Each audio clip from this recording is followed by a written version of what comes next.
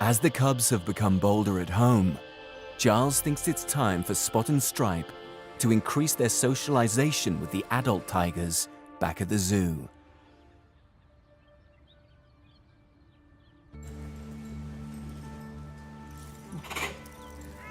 At the main tiger compound, Giles and his team are full-time carers for 10 adult tigers, and Spot and Stripe have been gradually exposed to them. Ah, good boy. Good boy. Good boy. Seeing the adult tigers through the glass is one thing, but their next big milestone is to socialize and meet one of the adults in the open air. It's scary, man. There's going to be lots and lots of interesting smells in here with all the other tigers. You know, like the big guys come through here on a regular basis, and it's much, much more of a sensory stimulation for them in here in terms of the smell than just being around the front of the glass. Like the big tigers never go around that side, so. Get used to walking around here, boys. In just over a month, the cubs will be too big to live at home. And they need to be accepted by the adults for them to live here full time. He's a little bit nervous, as you would expect. You can see he's smelling all the smells around. There's lots of smells of big predators, other tigers around, so they're going to be a little bit cautious naturally. In the wild, an unrelated tiger could easily injure the cubs. How is she? She's waiting. There you go. And Giles hopes Maneki won't display any threatening behaviors. Oh, who is it? Oh, darling. So this is Maneki. Well,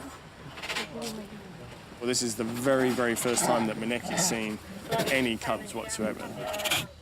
Tigers communicate using a range of vocalizations. And the most common non-threatening sound they make is called a chuff.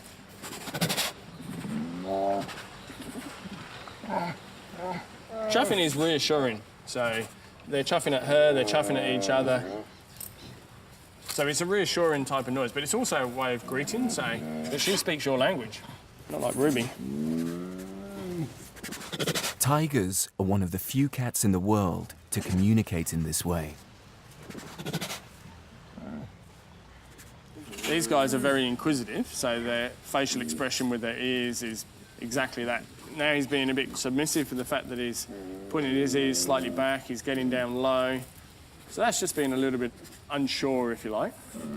Whereas Maneki, you can see how relaxed she is. She's sat there, she's fairly happy.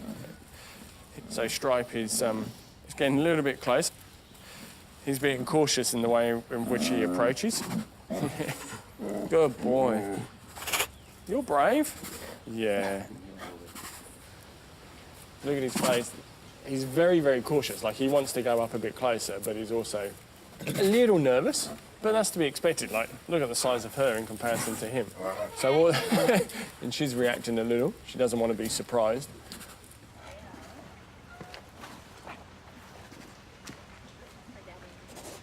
The cubs have won over Maneki, and Giles is relieved.